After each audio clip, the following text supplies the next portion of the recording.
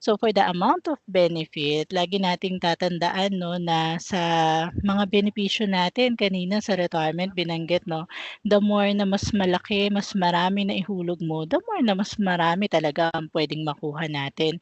Pero alam niyo po ba na dito po sa ating funeral benefit 'no, kahit sa retirement naman po, retirement, death, funeral, permanent total disability is one of the long-term benefit po kasi meaning kahit isa lang yung naihulog mo 'no, kahit dating-dati pa yan, maaaring may makuha ka, pamilya mo o kung sino man yung mag-defray nga ng ating funeral expenses. So dito po sa funeral benefit natin, 12,000 'no, ang puwedeng makuha ng ating, kung sino man yung nagbayad 'no, yung ating claimant, kung si member ay nakapagbayad lang ng less than 36 monthly contributions up to the month of death po.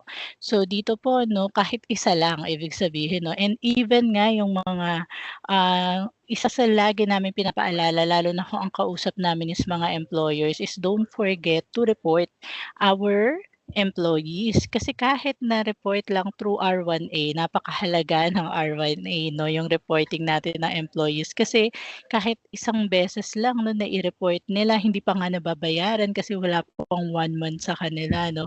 Pero nai-report nila, maaari na pong makakuha ng funeral. So, napakahalaga po talaga niyan.